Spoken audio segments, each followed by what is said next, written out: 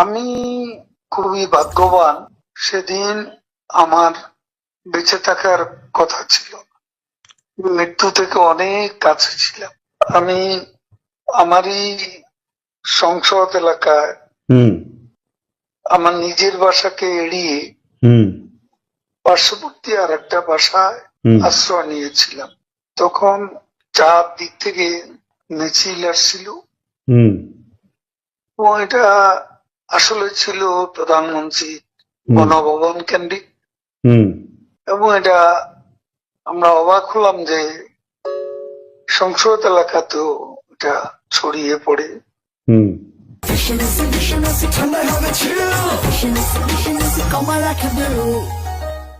এবং একটা লুটপাটের যে লুম্পেন স্টাইলের কতগুলো ঘটনা ঘটে, এবং সেখানে বিভিন্ন ধরনের লোক আসে, এবং এদের মধ্যে বেশিরভাগই মনে হয়েছে এটা কোন রাজনৈতিক অভ্যুত্থান, এটা লুটপাটের অভ্যুত্থান।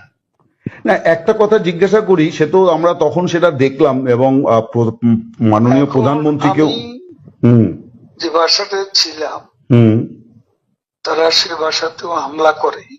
আচ্ছা, তারা জানতো না যে সেখানে আমি আছি।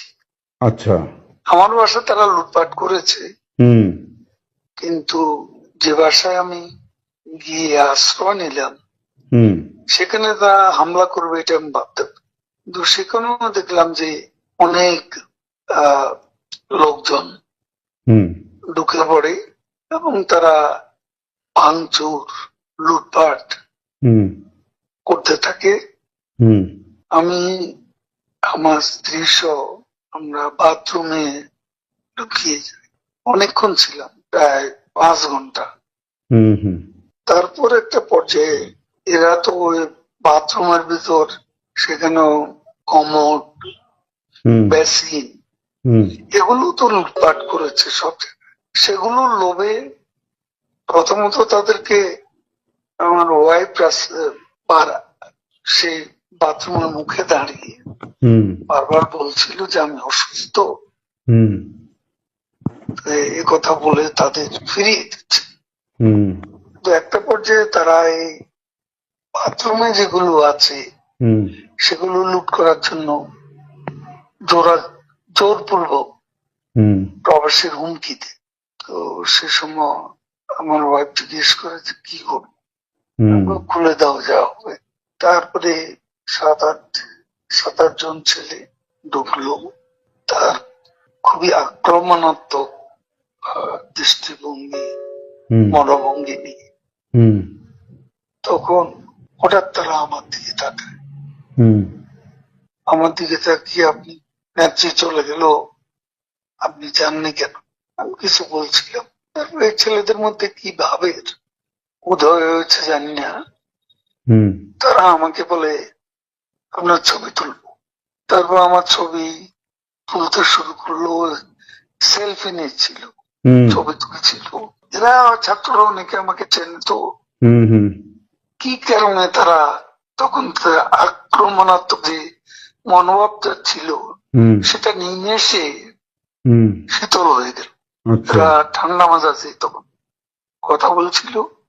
আচ্ছা, এদের মধ্যে আবার এক পর্যায়ে একটা গ্রুপ তারা চেয়েছিল আমাকে রাস্তায় সেনাবাহিনী হাতে তুলে দিতে, কেউ কেউ আবার এটাও চেয়েছিল যে জনতার হাতে তুলে দিতে। এটা অবশ্যই তখন একটা মানসিক ভাবে ভেতরে ভেঙে পড়েছিলাম। এরপর এরা এদের একটা শার্ট, এদের ওই ব্যাজ, লাল পতাকা শোভিত ব্যাজ লাগিয়ে আবার কালো একটা মুখে একটা মাস্ক দিয়ে আমাকে হাঁটতে হাঁটতে সংসদ এলাকা থেকে বড় রাস্তা গণভবন অভিমুখী রাস্তা ওখানে নিয়ে যায়। ওখানে নিয়ে হঠাৎ করে কোত্থেকে একটা ট্যাক্সি আসে, হুম একটা ইজি বাইক, হুম সেটা খালি ছিল, হুম ওখানে কোনো গাড়ি ঘোড়া কিছু ছিল না। হুম ওটা হঠাৎ করে কেন যেন এসে পড়ল। হুম কত আমার ভাগ্য, এরা দুজনে আমাকে নিয়ে, আমার ওয়াইফকে নিয়ে ওটাতে উঠলো আর বলতে লাগলো, ওতে তো অসংখ্য মানুষ, হুম চেক আপ সব জায়গায়। এরা বলতে লাগলো যে আমাদের চাচা চাচি অসুস্থ, হুম হাসপাতালে নিচ্ছি, হুম ডিস্টার্ব করবে না। হুম এই করে করে নিয়ে গেল একটা অনেক দূরে একটা জায়গায়। তো এটা হলো, ভাবতেও পারেনি ওরা যখন বাথরুমে ঢুকলো যে বেঁচে হুম থাকবে।